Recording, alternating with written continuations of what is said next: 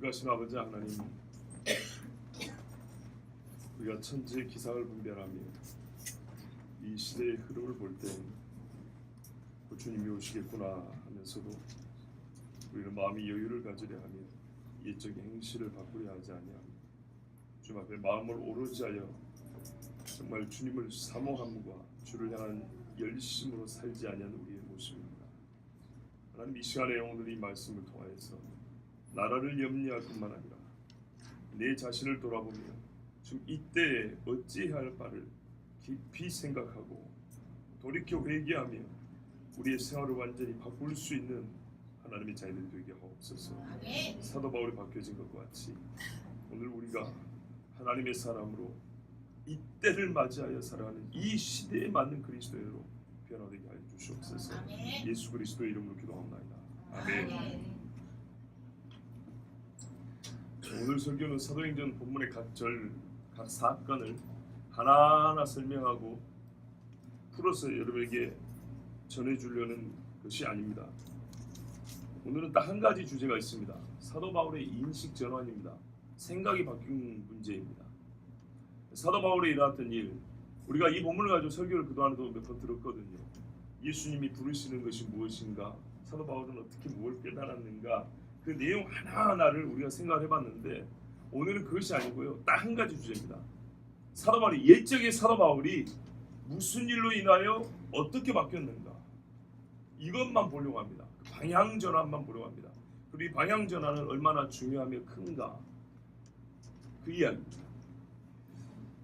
성경은요, 사도 바울의 입에서 나온 말들을 통하여 우리에게 하나님의 뜻을 계시해 주기만 한 게 아니라 사도 바울의 변화, 사도 바울의 입에서 나오는 말씀뿐만 아니라 그의 삶의 변화를 또한 우리에게 계시로 주셨습니다.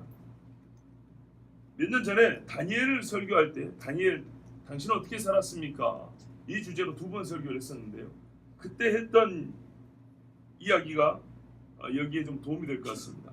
그때 뭐라고 그랬냐면요, 이렇게 얘기했어요. 하나님의 진리는 사람 개인과 무관하게 존재하고 사람을 통하지 않고서도 충분히 주어지지만 하나님은 사람을 통하여 그분의 진리를 전하시기를 즐겨하시고 진리는 인격적 요소를 함께 갖고 있기에 또로 인격체인 인간을 배제하기보다는 인간을 통하여 전달될 때 훨씬 더 명료하고 확실하게 나타난다 그랬어요. 제가 했던 설교를 다시 들려주는 겁니다. 지금보다 말이 좀 어렵죠? 그죠? 분명한 예가 예수 그리스도 성육하신 하나님이십니다. 예수님과 비교할 바는 못되지만 하나님은 진리 자체와 진리를 사는 삶을 보여주시기 위해 다른 사람들도 사용하셨습니다. 대표적으로 선지자와 사도들입니다. 오늘 우리가 볼 다니엘은 그가 진리는 아니지만 하나님은 그를 통하여 진리를 전하셨고 다니엘의 인격과 삶 자체가 진리의 일부를 담게 하셔서 일부를 담고 있게 하셔서 우리에게 가르쳐 주셨습니다. 진리가 무엇인지 가르쳐 줬다는 거예요. 그리고 어떻게 진리를 본보기로 보여주셨습니다. 이해가 잘 안 되신가요? 2년 전에 했던 설교입니다. 좀만 더 읽어보고 다시 말씀드립니다. 만일 아브라함이나 욥이나 노아, 모세, 다니엘 같은 사람이 없었다면, 그들의 삶이 기록되어 있지 않다면 오늘과 같이 진짜 예수 믿는 자와 따르는 자를 보기 힘든 때 우리는 어디서 참 믿음의 진리를 찾아볼 수 있겠습니까? 참으로 답답하고 어둠 속에서 헤매었을 것입니다. 이러면서 다니엘서를 설교하기 시작했어요. 무슨 말이냐면 하나님이 다니엘을 통하여 주신 말이 있어요. 다니엘의 입에서 나온 말을 듣고 우리가 하나님의 뜻이 이것이구나 알아요. 그런데 그뿐만이 아니에요. 다니엘의 삶을 보면서 하나님의 뜻이 이것이구나 알아요. 충분히 이해가 되시죠? 다니엘이 꿈을 보고 환상을 보고 해석을 우리에게 풀어놨어요. 이것만 하는 뜻이 아니고 예수 믿는 사람은 우상의 제물을 먹지 않는 그 삶, 하나님 우상 숭배하지 말라고 그랬거든요. 우상 숭배하지 말라는 게 어떤 것인지 다니엘이 우상의 제물을 거부할 때 이게 하나님의 메시지라는 거예요. 황금 신상에, 그 느부갓네살의 신상에 절하지 않냐는 그 다니엘의 세 친구의 그 삶 자체가 그리스도인은 신상 앞에서 어떻게 처신해야 되는지에 대한 하나님의 뜻이 들어있다 이 말이에요. 입에서 나오는 말뿐만 아니라 그의 삶 자체가, 그의 삶을 통하여 하나님은 우리에게 계시하시기를 원하셨다 이 말이에요. 이게 무슨 말이냐면 오늘 바울이 예수님을 만났지 않습니까? 만난 다음에 바울 입에서 나오는 말 예수를 믿으십시오 이것만 메시지가 아니라 믿지 않은 자가 믿는 자로 변화되는 것, 믿는 자로 변화됐을 때는 어떻게 살아야 되는지 바울의 삶의 방식이 전환된 것, 바울의 생각이 사고방식이 바뀌는 것 자체가 하나님이 우리에게 예수 믿는 사람은 이렇게 생각이 바뀌어야 한다, 진짜 예수를 믿는 사람은 삶의 방향이 이렇게 틀어질 수밖에 없다는 것을 보여주는 계시다, 이런 말입니다. 오늘은 이걸 보자는 거예요. 자, 특별히 우리가 지금 주님 다시 오심에 대한 이야기가 진리, 진실이라고 믿는 사람들입니다. 그렇다면 이게 진짜라면 말이죠, 우리의 지금까지 살아왔던 사고방식 혹은 인생관, 생활 습관, 인생의 목표와 가치관이 진짜 이대로 계속 가도 좋은지 한번 생각을 해봐야 되는 겁니다.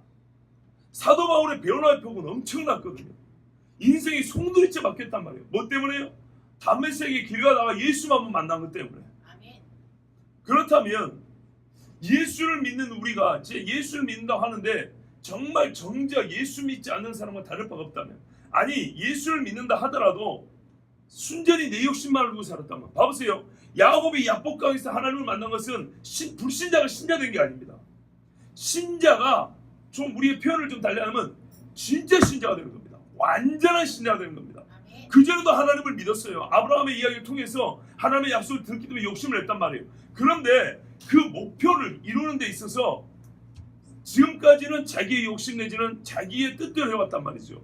근데 완전하게 이름이 바뀌는, 새 사람을 바뀌는 일이 야복강에 있었어요. 분명히 말합니다. 불신자가 신자된 게 아니었어요. 신자였던 야곱이 요즘으로 말하면 제자가 되는 야곱으로 바뀐 거예요. 이름 그대로 야곱, 욕심쟁이 야곱, 속이는 자에서 하나님과 겨루어 사람과 겨루어 이긴 자 이스라엘로 바뀌는 수가 있단 말이에요.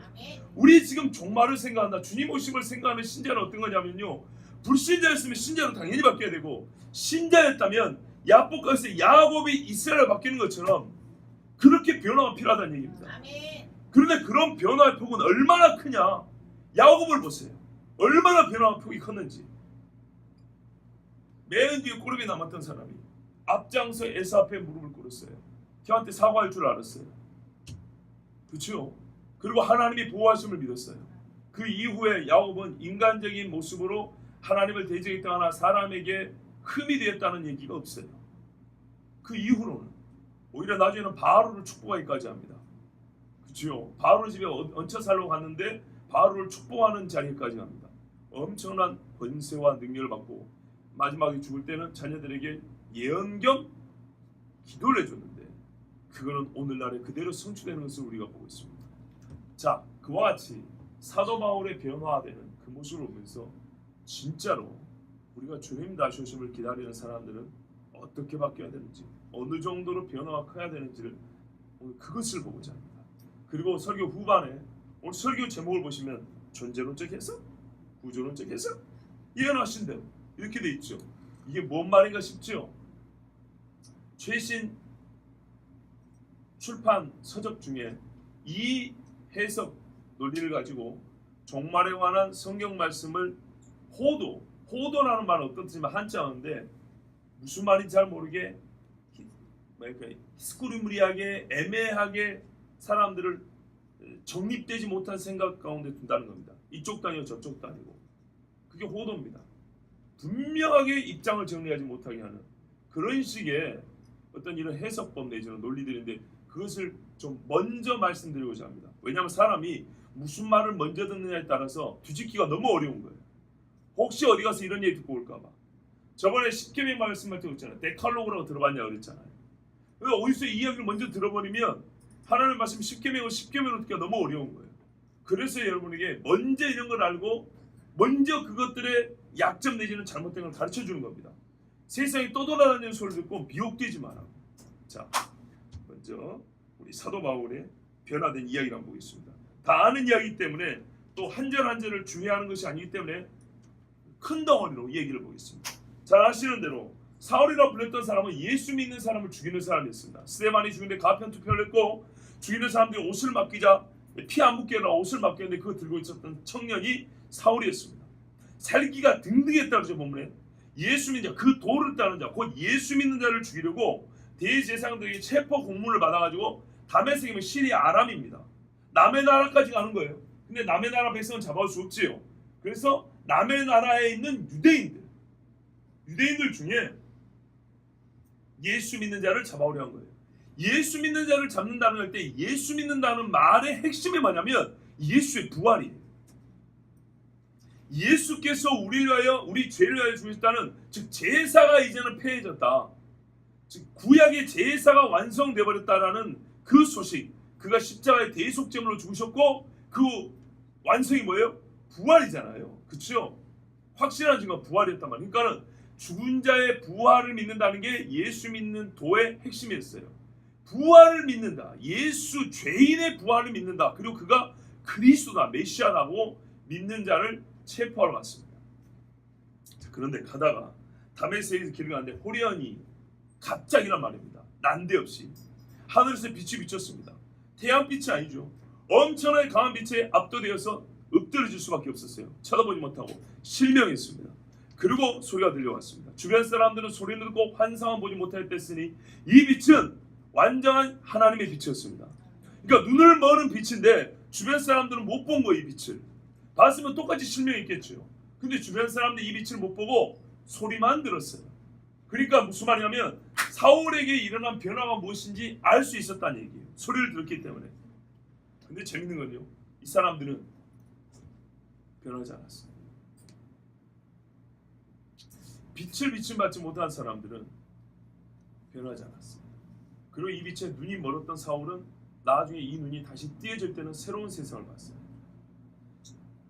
자, 엎드렸는데 하늘에서 소리가 들렸어요. 사울아 사울아 네가 어찌하여 나를 박해하냐. 이때 사울이 똑똑하다 그랬죠. 이 소리는 사람의 소리가 아니라, 그래서 당장에 주여 누구십니까 이렇게 물어봤다. 누군지만 알면 더 이상의 질문은 불필요해.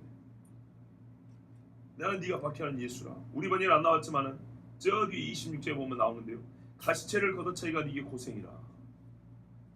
계속 가시가 되는데 이거를 벗어나 차봐야 무슨 소용이 있겠냐. 발만 아프지.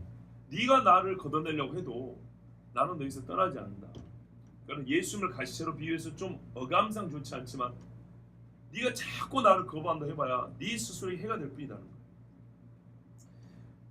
너는 일어나 시내로 들어가라. 다메섹으로 가던 길 가라는 거예요. 거기서 너에게 행할 것을 이룰 자가 있다. 벌써 처음부터 예언을 하셨어요. 내가 누구냐라는 것을 말씀해 준 다음에 사울에게 일어날 예언을 하셨어요. 근데 주변 사람들은 못 들었고요. 그래서 사울이 일어나 보세요. 눈은 떴으나, 눈은 떴는데 아무것도 안 보인 거예요. 눈뜬 맹이 된 거예요. 그래서 사람들이 손을 이렇게 잡아가지고 사울을 다메섹으로 데려갔습니다. 자, 이 다음이 정말 중요합니다. 9절에 보시면 사흘 동안 보지 못하고 먹지도 마시지도 아니하니라 그랬어요. 여러분 이해할 수 있습니까? 봐보세요. 사흘 동안 눈이 안 보인 것까지 이해해요. 충격을 받은 거죠. 그런데 얼마나 큰 충격이 받았냐면 물 한 모금 안 마셨다. 지금까지 살면서 사흘 동안 물 한 모금 안 마셔볼 정도로 큰 충격을 겪어보신 분 없죠. 아버지 어머니가 돌아가셔도 밥은 다 먹습니다. 그러면 이 충격이 얼마나 큰지 알겠죠. 사흘 동안 밥만 굶는 것도 아니에요. 물 한 모금 마시지 않은 거예요. 뭐 있을까요? 일평생 배운 율법, 자기의 신앙, 내가 가져온 절대 놓을 수 없었던 나의 인생의 신념과 철학, 말 그대로 지금까지 사울이라는 청년을 만들었던 사울의 사울됨에 관하여 근본부터 돌이켜본 거예요. 물 한 모금 들어갈 시간이 없었어요. 물 한 모금을 넣을 그런 마음을 가질 여유가 없었어요. 왜? 자기는 이미 피를 흘린 사람이에요. 사람을 죽이는 거라고요. 뭐 때문에요? 자기 믿음이 옳고 저 예수인 거짓 선지자고 이 백성을 이대로 두면은 거짓 선지자가 다 넘어갈 생각하고 자기는 100% 하나님을 위하여 일한다고 해서 사람까지 죽였어요. 그런데 내가 오면서 만난 사람 누구예요? 예수님인 거예요. 말하자면 내가 예수 죽인 인간인 거예요. 예수님 십자가에 돌아가실 때 사울이 유대에 있는 가말리엘 문화생 바리새인 아닙니까? 예수 죽인 사람이 한통수 이겼단 말이에요. 내가 예수도 죽였고 예수 믿는 사람도 죽였고 지금도 그 사람들 잡으러 가는 거예요. 남의 나라까지. 남의 나라까지 가는 거예요. 지금 얼마나 열심입니까? 그런데 이 모든 것이 진짜로 사울이라는 인간을 설명할 수 있는 이 모든 것이 다 쓰레기였다는 거예요. 똥이었다는 거예요. 똥. 자기 말 맞잖아. 여러분 이것을 뒤집어 엎는 데 시간이 필요할까요? 안 필요할까요? 필요하죠. 근데 이것이 고요한 중에 가능할까요? 아니죠. 정말 이 사람이 사흘 동안에 뼈를 깎는 고민을 한 겁니다. 왜냐? 이게 내가 본 게 진짜면, 내가 들은 게 진짜면 지금까지 나는 뭐냐면요, 죽어 마땅한 사람이에요. 내가 죽어 마땅한 사람이 되는 거예요. 그런데 그렇지 아니하다면, 지금 내가 본 환상과 내가 들은 이 음성이 가짜라면 나는 말 그대로 헛것 보고 헛것 들은 거예요. 그렇게 취급하고 넘어가면 되는 거예요. 그냥 어쩌다 보니까 눈은 어두워진 거예요. 이렇게 해석할 수 있었어요. 아, 우연히 이렇게 된 거지 뭐, 이렇게 말할 수 있는 거예요. 가끔 이런 인간들도 있다 하더라. 살다 보면 이렇게 치부할 수 있지만 바울은 그렇지 않았어요. 정말 내가 경험한 게 무엇이냐에 대하여 3일 동안 물 한 모금 마시지 않고 매우 진지하게 생각한 거예요. 에베소 교회 네가 어디서 떨어진지를 생각해보고 돌이켜 회개하라는 것처럼 바울이 완전하게 자기 자신을 돌이켜봤어요. 밑바닥부터. 우리는 밑바닥부터 자기를 돌이켜보는 일을 거의 하지 않습니다. 힘들기도 하거니와 자기의 치부가 생각할수록 드러나거든요. 이것을 덮고 싶은 인간적인 본성이 있어요. 그래서 하지 않습니다. 이와 같은 충격적인 사건이 한 번 있어야 돌이킨다고요. 도로시 세이에즈라는 영국의 문학가가 있어요. 여자분인데 그분이 이런 이야기 했어요. 2차 대전을 겪으면서 사람들이 2차 대전을 겪고서야 옷의 가치를 알게 됐다는 거예요. 그전에는 멋부린데 정신이 없었다는 거예요. 근데 전쟁을 겪으니까 어떻게 해요? 질긴 옷, 몸을 보호하는 옷, 따뜻하게 하는 옷, 옷의 본질적인 기능을 찾더라는 거예요. 그런데 뭐라고 말하는지 아세요? 이 전쟁이 끝나면 다시 돌아오며 탑을 뗄 것이다. 역시 마찬가지. 이게 인간이에요. 그런데 잠시나마 옷의 본질적인 기능을 찾게 되는 게 뭐예요? 충격적인 사건, 인식의 전환이 일어날 만한 사건이 벌어질 때, 위험이 있을 때에 사람은 모든 내가 누리는 것에, 내가 생활하는 것에 본질을 생각하는 생각의 기회라도 갖더라는 거예요. 물론 옷이 항상 찢기기만 하라는 거 아니에요. 그것이 다 옷의 기능이라는 거 아니에요. 옷은 품위도 나타내고 기능도 나타내고 역할도 가르쳐줘요. 유니폼 같은 경우에. 그러니까는 종합적으로 봐야 되지만은 너무 사람들은 사치와 멋부리는 데 집중하고 살았던 거예요. 본질에 대해 생각해보자고. 진짜 본질을 생각할 거면 나 자신이죠. 나의 신앙, 사람을 죽이기까지 했던 내 신앙, 이게 옳은가? 이것에 대하여 바울은 3일 동안 물 한 모금 마시지 않고 생각을 했어요. 근데 우리는 이런 고민 안 한다는 거예요. 내가 지금까지 예수 믿으면서 그냥 예수 믿으면 복 받고 예수 믿으면 교회에서 하나님 앞에 기도하면 다 들어주고 예수 믿으면 그냥 행복하기만 하고 예수 믿으면 모든 게 좋을 줄 알았어요. 그게 맞는 줄 알았어요. 성경 어디에도 그런 말은 없지만 자기 식대로 믿어왔어요. 그런데 어느 날 진짜 충격적인 일을 겪고 났어요. 하나님이 말씀하시는 거예요. 네가 예수 잘못 믿었다고. 네가 나를 잘못 알았다고. 성경을 가르쳐주는, 설교를 가르쳐주는, 삶의 경험을 가르쳐주는, 이런 경험을 했을 때 어떻게 해요? 돌이켜야 되는데 우리는 쉽게 돌이키지 않아요. 바울은 그러고 싶지 않았어요. 근데 진짜 예수를 만나고 나니까 어떻게 됐다고요? 사흘 동안 물 한 모금 안 마셨어요. 이거는 사흘만 간 게 아니에요. 아나니아가 찾아오지 않았으면 더 갔을 거예요. 근데 하나님께서 말씀한 대로 아나니아라는 사람을 부르셨어요. 아나니아라 직관하는 거리 하면 사소 사람 사울이 거기 있을 건데 그가 지금 기도하는 중이라고 했어요. 보세요. 사울이 이 3일 동안 뭐 했어요? 굶으며 기도하는 거예요. 완전히 자기를 하나님 앞에 내어놓고 회개하며 자기 자신의 신앙의 본질을 뒤집어 엎는 작업을 하고 있었어요. 이 작업이 꼭 필요하다는 거예요. 야곱같이요. 성경에 이 작업이 없이 완전한 그리스도인 예수님의 제자가 된 사람은 없어요. 자, 그때 아나니아에게 하나님 하신 말씀이 뭐냐면 그냥 사울에서 안수만 하는 게 아니에요. 그에 대한 사명을 줍니다. 그리고 이방인을 위하여 나의 택한 그릇이다. 그러니까 고난을 당할 것까지 얘기를 해주라고 합니다. 근데 예수님이 처음에 그랬잖아요. 네가 할 일을 이뤄줄 것이다 그랬잖아요. 그래서 사울은 기도하면서 기다렸어요. 아나니아가 3일 때 왔어요. 그리고 네가 만난 자는 예수님이라고 말해줬어요. 결론이 나버렸죠. 이제는 달라져야 되는 거예요. 확실히 적기 때문에. 그리고 예수님이 하신 말씀, 너는 이방을 위하여 나의 택한 그리시고 너는 고난을 당할 것이다. 여기까지 얘기를 해줬어요. 그 다음에 일어난 일이 뭡니까? 사울이 안수를 받을 때 성령의 충만함을 받으면서 눈에서 비늘이 떨어진다고 했어요. 즉시로 그의 믿음이 나타날 때 즉시로 눈에서 비늘이 떨어져 보게 되었고요. 성령의 충만을 받았어요. 그는 말하자면 불신자에서 신자로 바뀌었어요. 그렇죠? 그뿐만이 아니에요. 이 사람은 여기서 바로 세례를 받았어요. 자기가 예수님의 제자 된 것을 그 표를 바로 받고 싶어 했어요. 이게 왜 중요하냐? 예수 믿는 자를 가려내는 방법이 세례자와 비세례자였습니다.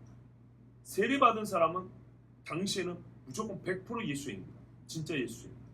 목을 걸고 믿어야 될 시기 때문에 세례를 받을 때 참신자로 받아줬거든요. 교인으로. 자기가 그리스도인이라는 것을 자기 몸에 스스로 표를 달라고 한 겁니다. 이제는 내가 죽이러 다녔던 사람 반대로 내가 죽임을 당해도 좋다라고 이렇게 바뀐 겁니다. 그러니까 제가 늘 말씀드리잖아요. 비신자가 신자가 될 때 확 변하는 전환이 있어야 된다고요. 그리고 잘하는 거, 방향은 확 틀어지는 거라고요. 1년이 지나면 이만큼, 2년이 지나면 이만큼, 이거 아니에요. 이거는 본질적으로 바뀐 다음에 성장의 변화폭을 말하는 거지. 불신자가 신자 될 때는 불신자의 증거는 완전히 버려야 돼요. 완전히. 신자의 표를 가지게 되고요. 신자의 표가 시간이 지날수록 더해가는 거예요. 이제는 세례받지만 나중에는 매를 받기도 하고 파산하고 굶기도 하지 않습니까? 신자의 표가 더해가는 것이지 불신자에서 신자가 되기까지 표가 1년짜리 10년짜리 있는 게 아니에요. 그런 거 아닙니다.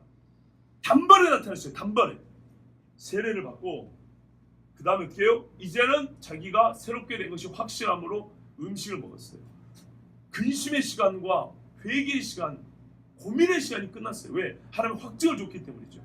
그런 다음에 강건을 지고 제자들과 만나서 며칠 동안 믿음의 교환을 했어요.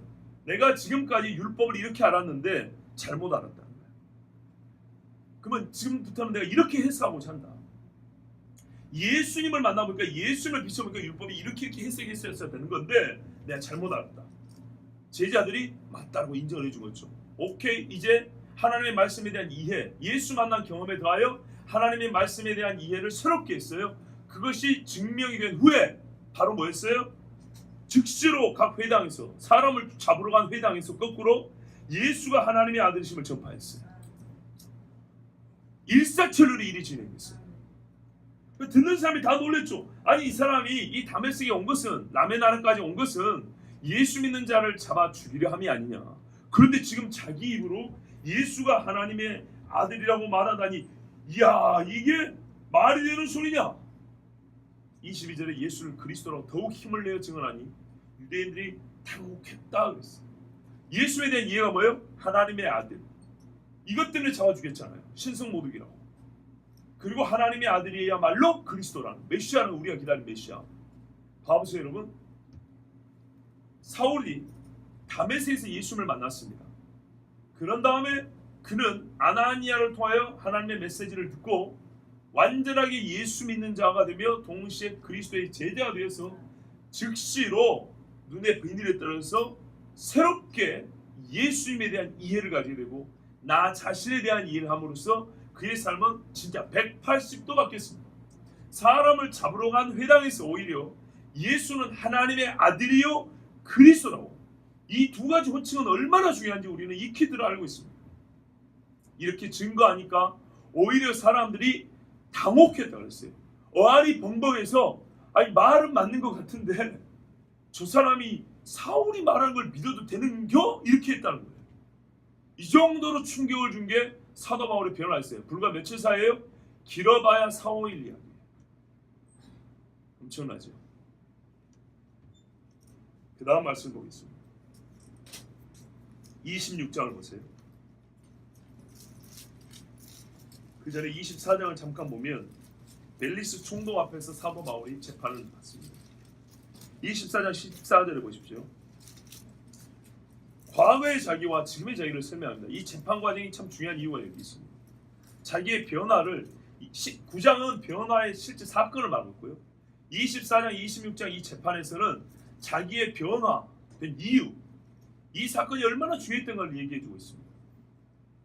24장 14절에 나는 그들이 이단이라 하는 도를 따라 조상의 하나님을 섬기고 율법과 선지자들의 기록된 것을 다 믿으며 그들이 기다리는 바 하나님께 대한 향한 소망을 나도 가졌으니 곧 의인과 악인의 부활이 있으리라 함이니이다. 이게 그 전에 갖고 있던 신앙이에요. 이 자체가 맞아요, 틀려요? 맞아요. 문제는 이게 예수님의 이야기인지 아닌지는 몰랐던 거예요. 문제는 이거를 안 믿어서가 아니고 예수님은 이것과 무관하다고 생각한 거예요. 아시겠죠? 그래서 이단이라고 그러는 거예요. 그냥 돌로 쳐 죽여야죠. 그런데 어떻게 변했냐? 21절 보세요. 오직 내가 그들 가운데 서서 외치기를 내가 죽은 자의 부활에 대하여, 이게 핵심이라고 그랬죠. 오늘 너희 앞에 신문을 받는다고 한 이 한 소리만 있을 따름이다. 그들이 고소를 여러 가지 했지만 나는 다른 죄목은 사실 행한 거 없고 다 무고하고, 실제로 죄라고 할 것 같으면 저 사람들이 이단이라고 말하는 죽은 자의 부활, 예수가 하나님의 아들이고 그리스도라는 이 이야기, 이것을 외친 것뿐이다. 근데 나 역시도 옛날에 안 믿었다. 왜? 14절에 이렇게 성경 말씀이 기록된 걸 알았으면서도 이것이 예수와는 상관없다고 알았기 때문이라는 거예요. 우리가 성경을 많이 들었으면서도 마태복음 24장 이야기도 들었고 25장 이하의 종말에 대한 설교도 들었고 데살로니가 후서 요한계시도 들었는데 이게 지금 우리 사는 시대와는 상관이 없고, 봐도 바울을 말하는 당대잖아요. 당대 저 갈릴리 나사렛 예수와는 상관이 없고, 내가 엊그저께 봤던 저 갈보리 십자가에 달렸던 나사렛 그 당의 수괴였던 예수의 죽음과는 무관하게 알았다는 거예요. 거꾸로 생각했다는 거예요. 근데 이것을 다메섹에서 예수를 만나고 이게 내가 틀린 것이지 이 말씀이 진짜 예수를 말한다는 것을 이제 깨달았다는 거죠. 그래서 지금 예수 죽음의 부활을 얘기한다는 거죠. 그 다음에 아그리빠 왕에서 26장입니다. 1절 보십시오. 우리가 이제 읽으면서 한 말씀입니다. 아그리빠는 당시 유대의 한 지역을 담당했던 왕입니다. 유대인입니다. 유대인. 핏줄이 유대인 핏줄입니다. 그리고 총독이 바뀌어 베스도라는 총독이 왔어요. 후임 총독이. 이 총독과 이게 로마 사람이죠. 아그리빠는 유대인입니다. 유대인 앞에서 바울이 다시 자기를 변호합니다. 아그리빠가 바울에게 이르되 너를 위하여 말하기를 내게 허락하노라 하니 이에 바울이 손을 들어 변명하되, 변명을 좀 말고요. 자기 변호하되 이런 거. 아그리빠 왕이 유대인이 고발하는 모든 일을 오늘 당신 앞에서 변명이 된 것을 다행히 여기나이다. 특히 당시 유대인의 모든 풍속과 문제를 아십니다. 당시 유대인이지 않소. 유대인의 전통과 가르침과 약속이 무엇인지 아는 사람이라는 거죠. 그러면 내 말을 듣고 한번 판단을 보라는 얘기예요. 그러므로 내 말을 너그러이 들으시기를 바라나이다. 왜 그럴까요? 여차하면 옛날에 나처럼 당신도 이 말을 듣고 화를 낼 거란 말이죠. 그러나 조금 더 신중하고 양심적으로 들어보라는 얘기예요. 내가 처음부터 내 민족과 더불어 예루살렘에서 젊었을 때 생활하는 상황을 유대인이 다 아는 바라. 나를 어떻게 살았냐? 일찍부터 나를 알았으니 그들이 증언하려 하면 내가 우리 종교의 가장 엄한 팔을 따라 바리새인의 생활을 하였다고 할 것이야. 말 그대로 나는 복음서에 나온 예수를 대한 바리새인 꼭 그 사람이었어. 그런 사람이었어. 다 안다는 거예요. 이제도 여기 있어서 신문 받는 것은 하나님이 우리 조상이 약속하신 것을 바라는 까닭이니, 여기 보세요 여러분. 바리새인의 삶과 하나님이 이스라엘과 약속한 것을 믿는다는 것이 분리되지 않아요. 바리새인도 하나님이 이스라엘에 약속한 걸 믿었던 사람들이에요. 다시 봐보세요. 바리새인의 생활을 하였다고 할 것이라 6절 보세요. 이제도 여기 서서 신문 받는 것은 바리새인의 생활과 다른 게 아니에요. 사실은 진짜 바리새인이라면 이렇게 믿어요. 하나님이 우리 조상에 약속하신 것을 바란다. 바로 그 까닭이야. 어떤 의미에서 내가 진짜 바리새인이기 때문에 여기 서 있다는 얘기예요. 이 약속은 우리 12지파가 밤낮으로 12지파가 이게 이스라엘 사람은 누구든지 바리새인이라면 더욱더 간절히 하나님을 받들어 섬김으로 얻기를 바라는 바인데, 이 약속 제발 얻기를 바라는 건데 뭐냐면 아그리빠 왕이여, 이 소망으로 말미암아 내가 유대인들이 고소를 하는 것이니이다. 당신들은 이 내용의 핵심이 뭐냐? 하나님이 죽은 사람을 살리심을 어찌하여 못 믿을 것을 여기나이까. 이게 바로 뭐냐면 이스라엘이 바라는 소망이었다는 거예요. 소망의 결론이 이거라는 거예요. 메시아가 오면 이 메시아는 죽은 자 중에 살아나서 우리 민족이 실제로 이와 같이 에스겔이 본 환상 그 골짜기의 뼈다귀처럼 진짜 우리가 그런 말미암아 산다는 것, 이게 이스라엘 품은 소망이었다는 거예요. 이것을 바리새인들은 누구보다 철저히 믿었다는 거예요. 그런데 어리석게도 나는 내 눈앞에서 그 일이 났는데 이 예수가 바로 이 약속인지 몰랐다는 거예요. 그러니까 바울이 당신은 왜 하나님이 죽은 자를 사는 약속을 했고 실제로 그 일을 했다는 것을, 약속은 믿는데 실제로 그 일을 했다는 것을 왜 못 믿습니까? 왜 이렇게 바보 같은 우리의 믿음을 갖고 있냐, 이런 말이죠. 그래서 말이죠, 나도 당신들처럼 나사렛 예수의 이름을 대적하여 많은 일을 행해야 될 줄 생각하고, 보세요, 8절에 죽은 사람을 살리심, 여기에 나사렛 예수는 안 나왔죠. 근데 9절에 보면 바로 나도 나사렛 예수였기 때문에 이 죽은 자가 산다는 건 지금 나사렛 예수이라는 걸 알 수 있죠. 말의 논리를 보면 그렇게 돼 있잖아요. 그러니까 이런 말이에요. 당신들은 하나님이 나사렛 예수를 다시 살려주셨다는 걸 왜 못 믿을 거로 생각합니까? 그러니까 죽을 때까지 예언만 따르는 거예요. 예언만. 예언이 성취되는 시대를 산다는 건 모르고, 나도 나사렛 예수 이름을 대적하여 많은 일을 행해야 될 줄 스스로 생각하고, 대적하여 많은 일을 해야 돼요. 사람 잡아 죽이고 막 때리고, 예루살렘에서 이런 일을 행하여 대제사장들에서 권한을 받아가지고 많은 성도를 옥에 가두며 또 죽일 때 내가 찬성 투표하였고, 자기가 한 짓이에요. 잘못 알았을 때. 또 모두 회당에서 여러 번 형벌하여 강제로 모두 가는 말을 하게 하고, 이 짓을 했어요. 예루살렘에서. 옛날 공산당이 하는 것처럼 쉽게 말하면 예수 십자가 놓고 밟으면서 예수는 저주받은 놈이라고, 죄인이라고 그렇게 말해, 이렇게 시켰다는 거예요. 그들에 대하여 심히 격분하여 외국 성에까지 가서 박해하였고, 다메섹 오기 전에도 나쁜 짓을 많이 했어요. 다메섹도 마찬가지. 그 일로 대제사장들의 권한과 위임을 받고 다메섹으로 간다이다. 이렇게 많은 일을 했어요. 스데반 하나만 죽인 게 아니에요. 소문이 날 정도로. 왜? 자기 딴에는 이스라엘 소망을 온전하게 지킨다고. 진짜 소망이 온 줄도 모르고. 왕이여 정오가 되어 길에서 보니 하늘로부터 해보다 더 밝은 빛이 나와. 왜 정오가 됐을까요? 네가 햇빛을 잘못 생각했겠지, 이런 것이죠. 그게 아니란 거예요. 시간대가 정확히 정오였다. 근데 정오의 햇빛 때문에 우리가 힘들어가고 있는데 그 정도 빛이 아니다. 하늘로부터 해보다 더 밝은 빛이 나와 내 동행들을 둘러 비추는지라. 우리가 다 땅에 엎드러짐에 내가 소리를 들으니 히브리 말로 이르되 사울아 사울아 내가 어찌하여 나를 박해하느냐, 가시체를 뒷발자기가 네게 고생이라. 여기서 참고를 알아두겠어요. 예수님 당시에는 아람어를 썼다 그럽니다. 아람어. 당시 공용어라 그러죠. 아수르 시대 이후부터 고대 근동 이 중동 지방에는 아람어를 썼다 하는데, 여러분 그건 아닙니다. 국제 영어는 됐습니다. 요즘의 영어처럼. 그러나 히브리 사람들이 히브리어를 썼습니다. 왜 그런지 아십니까? 여기서 중요한 사실인데요. 바울이 알아먹을 수 있도록 예수님이 선택하신 언어는 히브리였고요. 이건 예수님이 이 땅에 계시면 쓴 언어였습니다. 그래서 히브리 말로 바울에게 메시지를 주셨습니다. 저번에 히브리어가 얼마나 중요한지 들으셨죠? 수련 때. 뿐만 아니에요. 바울이 나중에 연설을 합니다. 백성들이 연설하는데 뭐라는 줄 알아요? 히브리 말로 말을 할 때 사람들이 히브리 말로 말한 걸 듣고 조용했다고 그랬어요. 이해되시죠? 히브리 사람들이 히브리어 썼어요. 히브리어. 이게 어설프게 무슨 신학자들이 얘기하는 뭐 아람 말하는 거 대단하게 보이죠? 그런 거 아니에요. 히브리어 썼어요. 아람어는 오히려 곁들여 쓴 언어고 그들의 모국어이면서 국어는 히브리어였어요. 히브리어. 자, 이건 참고로 알아두시고요. 이래서 만났던 얘기예요. 내가 대답하되 주님 누구십니까? 주께서 이르시되 나는 네가 박해하는 예수라. 일어나 너의 발로 서라. 사도 바울이 이랬던 거죠. 일어났었어요.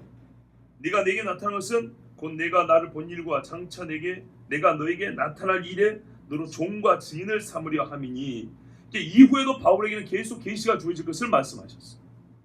이스라엘과 이방인들에서는 내가 너를 구원하여 그들에게 보내어 그 눈을 뜨게 하여 어둠에서 빛으로. 그래서 사울의 눈도 어두웠다가 뜬 것이 그 예표가 되었어요. 사탄의 원수에서 하나님께로 돌아오게 하고 죄의 삶과 나를 믿어 거룩하게 된 무리 가운데서 기업을 얻게 하리라 하더이다. 이스라엘과 이방인들에게서 나를 믿어, 기업이란 말은 아브라함까지 들어가야 되는 이야기예요. 아시죠? 히브리어의 사고에서 기업이라는 말은 아브라함을 당장 떠오르게 합니다. 아브라함의 유업을 얻게 하십니다. 아브라함의 유업, 아브라함의. 그러니까는 믿음의 조상 아브라함과 같은 복을 받게 하려 하십니다. 유일한 방법은요, 뭐라고요? 죄의 사함과 나를 믿어. 죄의 사함과 나 예수님이랑 직결된다는 거예요. 어떻게 믿어야 돼? 예수님을 하나님의 어린 양 대속 제물로 믿어야 된다. 즉 그리스도를 믿어야 된다는 거예요. 자, 요 이야기를 자기가 들었다고 재판장에서 자기 변호할 때 얘기를 해요. 내가 이렇게 믿음을 가지고 지금 이렇게 서 있게 됐다고. 근데 사실 이게 뭐라고요? 이게 이스라엘의 소망이라고 사실은. 자, 최후 변론입니다. 아그리빠 왕의 19절입니다. 그러므로 하늘에서 보이신 것을 내가 거스르지 않냐고. 이걸 봤는데 내가 어떻게 거스를 수 있겠냐는 거예요. 먼저 다메섹의 예루살렘에 있는 사람과 다메섹과 예루살렘에 있는 사람과 유대 온 땅과 이방인에게까지 회개하고 하나님께로 돌아와서 회개에 합당한 일을 하라 전하였다. 세례요한과 똑같죠. 회개에 합당한 열매를 맺으라 했어요. 여러분 그리스도인이 되려면 반드시 말로만 회개한 게 아니라 회개에 합당한 열매를 맺어야 됩니다. 그때 자기 자신 안에 성경이 말한 대로 구원의 확신이 들어옵니다. 유대인들이 성경에서 나를 잡아 죽이고자 하였으나 뭐 하는데요? 회개하고 하나님께로 돌아와서 회개에 합당한 일을 하라고 했다고. 근데 전제는 뭐예요? 예수 그리스도를 구주로 믿음으로 그리스도로 믿음으로 이랬다고 해서 사람들이 지금 나를 죽이려고 잡아온 것입니다. 이렇게 얘기했어요. 그 다음에 20일 보십시오. 하나님의 도우심을 받아 내가 오늘까지 서서 높고 낮은 사람 앞에서 증언하는 것은 지금까지 수십 년 동안 내가 진작에 죽어야 되는데 여기까지 살아온 하나님이 처음에 말씀하신 대로 이 택한 그리스도로서 사도의 직분을 다 하게 하려 하십니다. 그래서 지금까지 이 직분을 하나님 은혜로 해왔다. 감사의 표현이 들어있죠. 근데 이 일은 어떤 일이냐? 선지자들과 모세가 반드시 되리라고 말한 것밖에 없으니 이것이 바로 바리새인들이 믿어온 거예요. 근데 문제는 뭐예요? 눈이 안 떼졌던 거예요. 몰랐던 거예요. 그리스도가 고난을 받으실 것과 죽은 자 가운데서 먼저 다시 살아나사 이스라엘과 이방인들에게 빛을 전하시리라 함이니이다 하니라. 이게 선지자들과 모세가 가르친 바였어요. 누가복음에도 예수님이 제자들을 그랬잖아요. 모세의 글과 선지자의 글과 시편의 나를 가리켜 기록된 것을 내가 이루었다. 그 너희가 이 일의 증인이라고 했거든. 근데 바리새인들은 모세의 글을 달달 외우고 선지자의 글이 어디에 붙어있는지 히브리어의 그런 독특한 문법 구조 안에서 다 읽어낼 줄 알고 시편의 운율을 느낄 줄 아는 사람들, 시편 안에 예언이 들어있다는 걸 다 찾아낼 수 있는 실력을 갖고 있음에도 불구하고 도대체 예수님을 알지 못하여 그 많은 성경 지식이 오히려 예수님을 죽이는 데 쓰여졌어요. 그런데 바울이 예수님을 만나고 보니까 직접 만나고 보니까 성경이 새롭게 보였고 자기가 진짜 죽일 죄에 있다는 깨닫고 이처럼 확 바뀌었다는 거예요. 근데 사실 이것은 이상한 것이 아니고 원래 성경대로 하면 이렇게 진작이 됐었어야 된다는 거예요. 맞지요? 자, 그렇다면 여러분 우리가 예수를 믿으면서 예전에 말씀드렸는데 마귀 새끼가 이 위장막을 많이 펼쳐놔가지고 원래 신학교에서도 창조론, 구원론, 신론, 기독론, 성령론, 교회론 이렇게 하죠. 종말론까지 배우지만 학교 수업 시간에 배우지만 종말론을 수업으로 배우지만은 실제 목회 현장에서 종말을 말하면 이단 취급을 받는 이상한 시대가 되고 있어요. 그거 아니라 그랬죠. 희한하죠. 주님 다시 오신다는 소망이 종말의 이야기인데도 불구하고 종말 이야기만 꺼내면 이단 취급을 받는 시대가 되고 있다고 했어요. 그래서 종말에 대해서 보지도 아니하고 듣지도 아니하고 안타깝게도 2000년 전에 십자가 밑에 떨어지는 피만 쭈쭈밥 빨아먹듯이 빨아먹고 신앙생활 다 했다. 이것이 신앙생활의 전체다. 아이 복음이 중요하지. 복음. 그러니까 그 복음이 어디까지인데요? 예수님이 누가복음 끝으면서 벌써 복음은 주님이 다시 오실 것까지. 그게 복음이에요. 왜? 그때 세상 나라가 그리스도와 주의 나라가 된다고 그랬거든요. 그게 복음의 완성인데 2000년 전에 십자가 밑에서만 쭈쭈밥을 피만 똑똑 쭉 빨아먹기만 하고 거기서 온갖 은혜 뽕을 뽑아 먹으려고 그런다고. 제가 약간 조롱조로 비판했죠. 근데 성경은 예수님도 그렇고 제자들도 그렇고 분명히 뭐냐면 주님 다시 오실 때까지. 우리의 성찬식도 뭐라 그래요? 주님 다시 오실 때까지 전하는 것입니다. 그게 죽으심을. 예수님도 뭐라 그래요? 포도나무에서 난 것을 내가 하나님의 나라에서 다시 먹기 전까지는 이제 안 먹을 거다. 이렇게 말씀하셨죠. 그런데도 그 이야기를 말하면은 읽을 때는 있는데 이게 설교로 나가면 이상한데 이단 아니야? 이렇게 생각을 한다고요. 얼마나 이상합니까? 아니 메시아가 와서 대속제물로 죽고 죽은 자 가운데 살아난다는 성경을 읽을 때는 그러므로 메시아여 오셔갖고 일을 하시옵소서 그래놓고 실제로 와가지고 그 말을 한 메시아 앞에서는 의심말하고 그를 잡아 죽인 거예요. 진짜인지 거짓말인지 성경에 비춰서 확인해봐야 될 거 아닙니까? 그런데 그러지 않았어요. 그 양심에 화이 맞았다고 했어요. 근데 이것을 깨뜨려 준 게 뭐였어요? 바울이 다메섹에서 그리스도를 진짜 직접 만난 거였어요. 그리스도의 빛을 만난 이 경험 안에 자기의 기존에 알고 있던 성경 지식과 해석이 틀렸다는 것을 완전히 새롭게 깨닫게 됐죠. 예수님이 산상수훈에서 유대인들이 사람 유전과 전통과 장로들의 가르침을 통하여서 같은 율법을 보지만은 뚱딴지같이 해석했던 것을 예수님이 바로 잡아준 것처럼, 왜 에베소서에 입법자와 재판장은 하나라고 그랬거든요. 내가 세운 율법이니까 내가 해석해 준다는 거예요. 예수님이 이렇게 해석해 주셨습니다. 유대인들이 아주 잘못된 성경 지식으로 해석으로 예수님을 몰라보고 잡아 죽였던 것, 이것이 바뀌었습니다. 그래서 많은 사람이 예수님을 따르기도 했고요. 바울은 이참에 예수님을 만나고 변화되었습니다. 자, 이제 제가 약간 어려운 이야기 하나 할 겁니다. 개념이 생소해서 어렵지 내용은 하나 어렵지 않아요. 어떤 분이 최근에 성경 난제들을 해석하며 성경 해석 방법에 대하여 책이만큼 두꺼운 책을 썼어요. 불과 며칠 전에 나왔어요. 그 책을 다 읽어보지 않았지만 왜 중요하게 제가 생각하냐면 그 뒷부분에 특주라고 몇 장을 할애해서 쓴 글이 있는데 이게 어떤 내용이냐면 종말에 있을 일과 짐승의 표에 관한 이야기였어요. 이분 나름대로 이래저래 해석을 해가지고 성도들에게 안심을 주고자 애를 썼는데요. 그 중에 문제는 어쨌든 간에 우리가 목사들이고 신학자들은 성경을 가지고 얘기해야 되잖아요. 그래서 성경적으로 해석하지만은 해석 방법론이라고 있어요. 어떤 틀을 갖고 해석하느냐가 중요하거든요. 근데 이분이 이렇게 얘기를 했어요. 존재론적 해석 방법이 있고 구조론적 해석 방법이 있다고 했어요. 어렵지 않아요. 말이 이런 겁니다. 존재론적 해석 방법이라는 것은 성경의 본문 있죠. 본문을 깊이 연구해가지고 메시지를 찾아낸 다음에 이 메시지로 세상을 비춰본다는 거예요. 이렇게 하는 게 맞습니까? 틀립니까? 맞죠? 맞아요. 구조론적 해석은 어떤 거냐면 삶을 살다 보니까 특이한 일들이 있어요. 그런 상황을 내가 접했어요. 들었다거나 내가 경험을 했어요. 그래서 이걸 어떻게 받아들일지 몰라가지고 성경을 막 뒤져본 거예요. 그래서 어디선가 비슷한 게 나오면 그걸 이제 꽤 맞추는 거예요. 이해가 되시죠? 즉 자기가 경험한 것을 신학적이고 성경적 의미를 찾기 위해서 성경을 바라보는 거예요.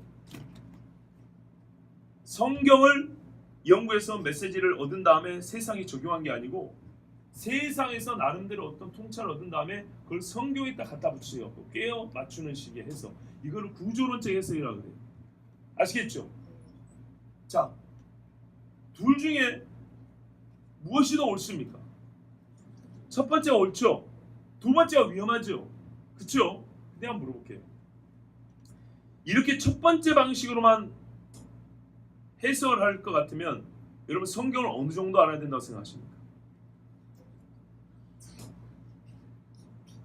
여러분 어느 정도 알아야 항상 성경을 먼저 알고 세상을 볼 수 있을까요? 어느 세월에 매우 교만해질 수 있습니다. 그렇지 않겠습니까? 옳은데 항상 그럴 수 없습니다. 거꾸로 보세요. 내가 어떤 상황을 경험했어요. 그러고 나서 이게 뭘까? 경험 자체가 하나님이 주신 게 의미가 있는 것 같긴 한데 이 의미를 그러면 여러분 세상 철학책을 찾아볼까요? 과학책을 찾아볼까요? 성경을 찾아본 게 틀린가요? 근데 이 사람은 이렇게 쪼갰어요. 뭐냐면 이 존재론적 해석은 정황무한 성경을 믿는 사람이다. 정황무한 성경을 믿는 사람들은 항상 성경을 먼저 보고 세상을 본다. 물론 이건 기본 틀인 건 맞아요. 근데 이쪽을 아예 배제시켜보세요. 이쪽은 다 잘못했다고. 구조론적 해석, 즉 세상에서 경험한 걸 가지고 경험을 먼저 해버린 거예요. 그리고 이것이 뭘까 하고 세상에 어떤 상황이 있잖아요. 이 상황이 어떤 건가 하고 성경에서 그거를 맞춰보려고 찾아보려 하는 것은 철학적 방법이고 인간적 방법이고 성경의 정황무한 것을 믿지 않는 사람, 성경이 하나님의 말씀일 수 있다는 가능성만 믿은 사람, 성경이 하나님의 말씀일 수 있다는 가능성만 믿었는데 어느 날 특이한 경험을 한 거예요. 그래서 그 경험을 통해서 성경을 보니까 비슷한 게 있어요. 그 다음에서야 아, 성경이 맞구나, 이런 사람. 실제로 이런 일이 있을 수 있겠죠. 많아요. 실제로 적응하는 많아요. 그런데 이 방법은 항상 틀릴까요? 항상 틀릴까요? 그런데 이 둘을 나눠놨어요. 이거는 100% 맞고 이거는 100% 틀리다는 식으로. 그 다음에 문제는 뭐냐? 종말을 얘기하는 사람들은 전부 다 이쪽이라는 거예요. 짐승의 표를 얘기하는 사람은 이쪽이라는 거예요. 혹 요즘에는 베리칩이라는 거, 스트로베리, 딸기 말하는 게 아니에요. 그걸 말하는 게 아니에요. 확인하다, 인증하다는 뜻이에요. 그런 뜻이에요. 그거를 얘기하는 사람들 전부 다 오늘날 일어나는 상황과 현상을 가지고 어찌어찌해서 성경에서 비슷한 걸 꽤 맞추려고 한다는 사람이라는 거예요. 다 그런 식이기 때문에 틀렸다는 거예요. 여기서 크게 두 가지 오류가 있습니다. 오늘 본문을 보세요. 여러분, 사도 바울이 성경을 주었더니 어느 정도로 해석을 하던가요? 말 그대로 유대인답게 해석했습니다. 그리스도인답게 해석을 못했죠. 어떻게 해서 이 사람이 성경을 다시 보게 됐습니까? 예수 그리스도를 만나게 됐죠. 말 그대로 좀 쉽게 말하면 경험이었습니다. 저는 경험을 가지고 절대시하는 것은 매우 경계하는 사람입니다. 그러나 오늘 분명히 일어나는 사건에 대해서는 부정하면 안 됩니다. 바울도 그러잖아요. 내가 부정할 수 없는지라 그러잖아요. 어떻게 이렇게 이걸 경험하고, 이게 지금 단회적인 사건은 아니었어요. 아나니아가 왔지, 눈에서 비늘이 벗겨졌지, 예언을 했는데 그게 사실이지, 말씀을 보니까 진짜지, 이렇게 된 거예요. 그런데 이 사람의 논리로 하면 지금 바울은요 구전어째 해석을 한 거예요. 그 전에 성경 자체를 가지고는 전혀 예수를 몰랐어요. 수십 년을 연구하고 전문가 중에 전문가고 박사 중에 박사인데 예수에 대해서 이만큼 몰라요. 그래서 하나님 말해요. 영적인 일은 영적인 걸 분별한다 그랬죠. 그런 성령의 사람이 아니었어요. 몰랐어요. 그런다고 어디 가서도 영해한 데 하지 말았어요. 성령은 상식을 배제하지 않아요. 제멋대로 말하는 경우도 있어요. 바울은 중요한 사실은 지금 예수님을 만난 경험을, 지금 말하는 자기의 상황, 이거 컨테스트랍니다. 이 상황을 가지고 어찌해야 될지 몰랐어요. 어찌해야 될지 몰라가지고 고민하고 진짜 말로 스스로 당혹해가지고 이거를 해결하는 시간이 바로 3일 동안의 철저한 금식이었어요. 회개하며 물 한 모금 마시지 않고 돌아본 거예요. 내가 지금 일평생 성경을 봐왔는데 어디서 잘못된 건가? 내가 어떻게 잘못 본 건가? 내가 오다가 경험한 이걸 뭐냐는 거죠. 그러면서 다시 성경을 생각해봤습니다. 왜? 그 사람은 눈을 감길 때 찾아볼 수 없지만 거의 머릿속에 구약 성경이 들어있는 사람이거든요. 이 속에 외워져 있는 사람이라고요. 그러니까는 메시아에 관한 예언들을 전부 다 한번 생각을 해봤을 겁니다. 말 그대로 3일 내내 눈 뜨지 못하고 세상을 보지 못하고 누군가 아버지처럼 하나님의 말씀만 계속 확인해 봤을 겁니다. 말씀의 천재 아닙니까? 여기저기 꿰어면서 창세기부터 호세아, 이사야, 예레미야 막 봐서 결론이 나온 거죠. 근데 아까 말했던 이 두 해석본을 나눈 사람이면 이건 구조론적입니다. 바울은 자기가 경험한 것을 토대로 과연 이 경험이 무엇인가를 3일 동안 성경, 머릿속에 들어있는 성경을 가지고 다시 확인을 해봤어요. 베레아 사람들은 상고해본다고 그러잖아요. 들은 말씀 상고하고. 자, 그러면 사도 바울이 이 신학자가 말한 것처럼 구조론적 해석 방법을 취했기 때문에 바울이 한 행동 다 틀렸습니까? 예수님을 잘못 알았습니까? 그건 아니죠. 이래서 이게 오류예요. 그렇지 않으면 어떻게 해야 되냐? 이 사람이 말한 존재론적 성경을 해석하고 여기서 결론을 내린 다음에 세상을 받는다 이럴 것 같으면요 유대인들 다 예수 믿어요. 어떤 의미 무슨 말이냐면 갈릴리 예수님을 만나기도 전에 알아야 돼요. 성경 예언 다 돼 있잖아요. 무슨 말인지 아시겠죠? 예수님을 직접 만났다. 빌립이 예수님을 만났다. 이런 고백이 필요 없어요. 빌립이 회당에서 성경 딱 보고 아 예수님은 믿으면서 어디 오고 어떻게 나타날 거 생김새 어떨 것이고 나는 안 봐도 다 본 거야. 믿어 이렇게 돼야 되는 거예요. 그리고 예수만 서 어디 있냐고요? 없습니다. 거의 없습니다. 보십시오. 이런 거예요. 예수를 믿은 다음에 성경을 보는 기본적인 방식이 이런 거예요. 기본적인. 그러나 하나님은 하나님은 이것도 좀 다 한다는 게 아니라 본래가 우리에게 경험을 통해서 하나님을 만나게 하고 하나님의 말씀으로 끌어당기는 경우가 있어요. 특별히 기존에 알고 있었던 말씀에 대한 큰 오해가 있었을 경우에, 그로 말미암아 심각한 죄로 나갈 경우에는 하나님이 그 행실에 잘못된 것을 말씀으로는 이미 눈이 어두워서 못 보기 때문에 격분을 일으키는 충격적인 사건을 통해서 그를 깨뜨려요. 깨진 눈을 갖고 다시 보게 한다는 거예요. 모세를 봐보세요. 하나님의 약속을 안 믿은 게 아니에요. 분명히 찾아와서 이 백성 구해준다 했거든요. 그런데 문제는 그 약속을 안 믿은 게 아니라 그게 어떤 식으로 언제 누구를 통해야 될지 그것에 대해서는 잘 몰랐어요. 부모를 통해 들은 말은 네가 비상한 아이다. 나를 통하여 한다는 것까지는 아는데 나를 통하여 어떻게 하실 거냐 잘 몰랐어요. 그래서 자기 딸이 한다고 죽여버렸잖아요. 사람 죽였잖아요. 실패했어요. 광야 40년 지난 다음에 하나님이 완전히 새로운 방법을 불렀어요. 그는 말하자면 진짜 구원하신 하나님을 만난 적이 없어요. 호렙산에서 불렀어요. 불이 붙었는데 사그라들잖아요. 타지 않는 떨기나무에 불렀어요. 그러면서 나는 여호와니라 이렇게 부르시고 모세를 보고 가라 했어요. 그때는 어떻게 해요? 오히려 안 갈라. 그래서 하나님이 다시 말씀하시잖아요. 예적 조상들이 해주셨던 일을 다시 말씀하잖아요. 그때 그는 말씀에 대한 인식이 새롭게 바뀝니다. 버티고 어떻게 또 길 가다가 죽여버리려고 그랬잖아요. 십보라와 그 아들들까지 하나님이 회심시켜주잖아요. 할 일에서 피난편이라. 하나님의 언약을 믿는다 했지만 언약의 표각기를 거부했고요. 지금 절망 상태였어요. 하나님의 말씀이 죽은 것 같이 생각을 했어요. 아니다. 여전히 하나님의 말씀이 살아있다는 것을 그 극적인 경험을 통해서 새롭게 해주잖아요. 그렇죠. 그런데 어떤 경험에 의하여 하나님의 말씀을 온전하게 보게 되는 이 과정을 구조론적 해석 방법이라는 논리의 어떤 이름을 하나 붙여가지고 이걸 잘못됐다고 뒤로 버려버릴 수 있겠습니까? 이건 잘못이라는 거예요. 근데 그런 식으로 이름을 붙여버리면 낙인을 찍는다 하잖아요. 우리는 이렇게 비판받는 이름 속에 들어가지 않기 위해서 나는 아니라고, 나는 그렇지 않다고 이런 식으로 하다 보면 오히려 귀한 것을 놓쳐야 된다는 얘기입니다. 그리고 더 하나는 틀린 게 하나 있어요. 진짜 틀린 게 있어요. 종말을 말한 사람 혹은 이 사도 바울은요. 구조론적 방식에도 들어간 게 아니에요. 사실은 엄밀히 보면. 왜냐? 성경은 예언이 되어 있었어요.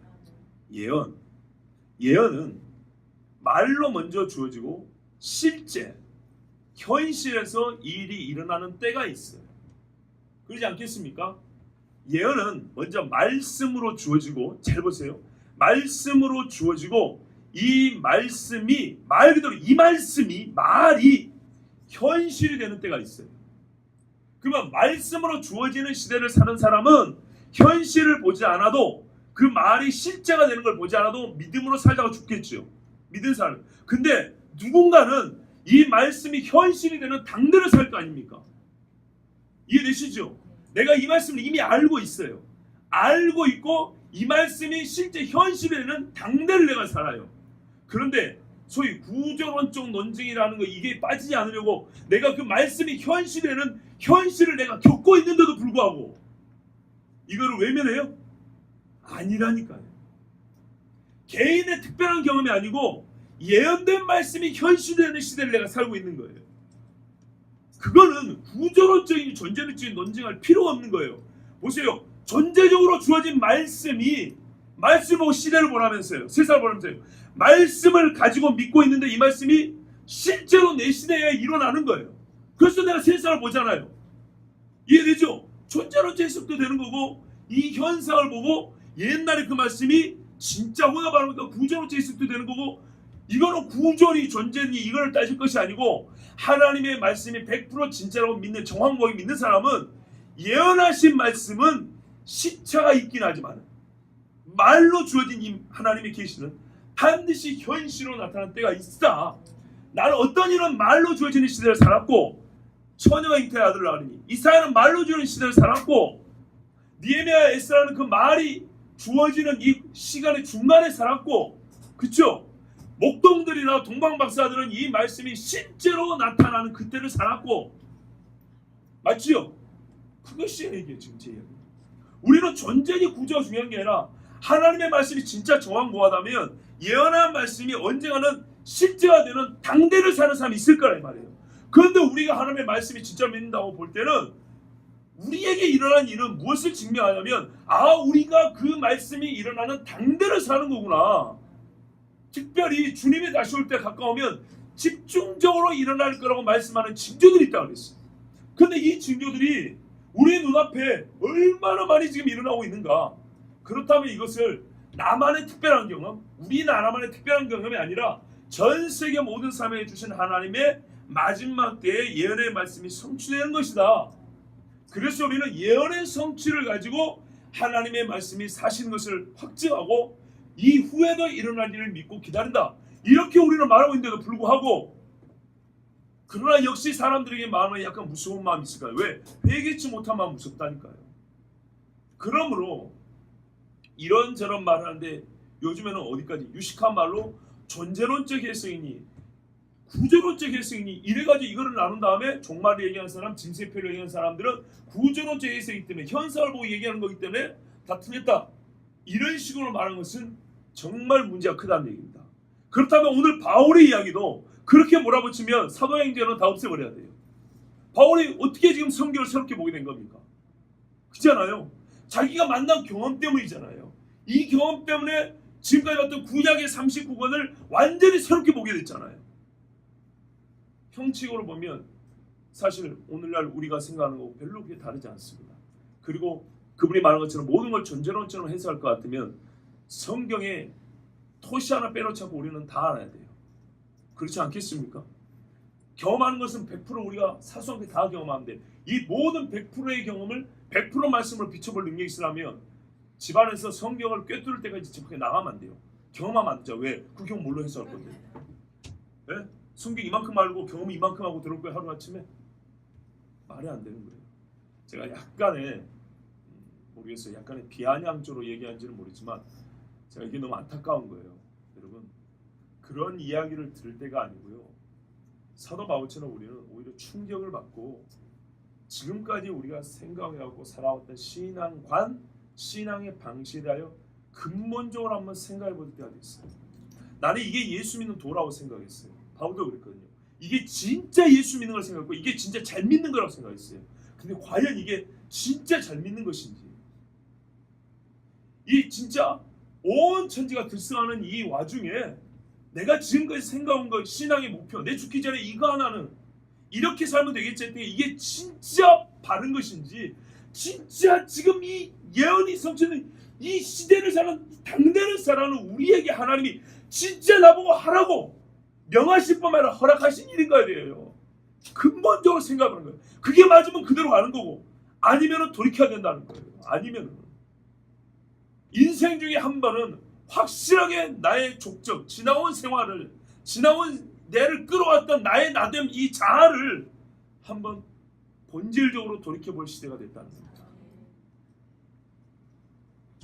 우리는 예언하신 대로 일이 이루어지는 때를 살고 있습니다. 그러므로 모든 하나님의 말씀이 사실한 것이 확인이 되고 있기 때문에 그렇다면 그때에 맞게 사람들이 주신 또 하나님의 말씀이 있어요. 예수를 믿고 기본적으로 의롭게 사는 건 당연한 것이고 특별히 이때는 너희가 이리 하라 저리 하라고 주신 말씀들이 성경 곳곳에 있어요. 그 말씀들을 찾아보면서 지금 우리가 어찌해야 될까? 바울도 예수를 만났어요. 그리고 신자 되면 되잖아요. 근데 신자 된 후에 바울에게는 사명이 있었어요. 그런 것처럼 우리가 방향이 확 틀어진 다음에 이 방향으로 어떻게 살아야 될까에 대하여 하나님 주신 말씀들이 있으므로 이제는 그 말씀을 찾아야 하고 이 얼마 남지 않은 이 짧은 시간 동안에 세월을 아끼라 때가 악하니라고 했어요. 보세요. 때가 조금밖에 남지 않을 뿐만 아니라 그 조금밖에 남지 않을 때 어쩐다고요? 악하다. 사소한 거라도 악으로 빠지지 않도록 철저하게 자기 자신을 경계하고 이제 이때 주신 하나님의 말씀을 들어야 합니다. 사도 바울이 바뀌었던 것처럼 우리는 바뀌어야 할 시기입니다. 기도하겠습니다. 좋으신 아버지 하나님, 오늘도 우리를 사랑해 주셔서 감사합니다. 미약하고 무지한 종이지만 하나님 정말로 사도 바울의 일어났던 그 일과 그가 신앙이 바뀌었던 이 사건을 통하여 오늘 우리에게 주시는 메시지가 무엇인지 우리가 들었습니다. 우리 아버지, 이미 우리 중에는 신자가 대부분입니다. 그러나 신자이라 할지라도 우리가 하나님 말씀을 똑바로 알지 못하고 오늘 우리에게 일어난 일을 제대로 이해하지 못한다면 우리는 잘못된 길로 미혹될 위험이 큽니다. 특별히 이 마지막 때는 미혹하는 자가 있어 사람들의 마음을 자꾸 끌어가고 도둑질한다 했습니다. 주여, 우리의 마음이 악한 마귀에게 실족하고 떨어지는 일이 없도록 주님 우리를 지켜주시옵소서. 하나님 말씀을 보고 세상을 보게 하시며 우리가 겪고 보고 듣는 일을 통하여 하나님의 말씀을 사실인 것을 확인하는 부지런한 신자들 되게 알려주시고 정확한 여호와의 말씀이 성취되고 있음을 보고 이제 우리가 어떻게 해야 될지, 이제부터 나는 어떤 신앙이 되어야 될지 주님 앞에 여쭙고 아버지의 지시하심을 따라 갈 바를 향하여 나아가는 하나님의 자녀들 되게 하여 주시옵소서. 아버지, 진짜 우리가 주님을 만나야 되겠습니다. 진심으로 주님 하신 말씀 거기에 우리의 마음이 붙들려 있어야 되겠습니다. 우리를 불쌍히 계시며 인도하여 주시옵소서. 예수 그리스도의 이름으로 기도하옵나이다. 아멘.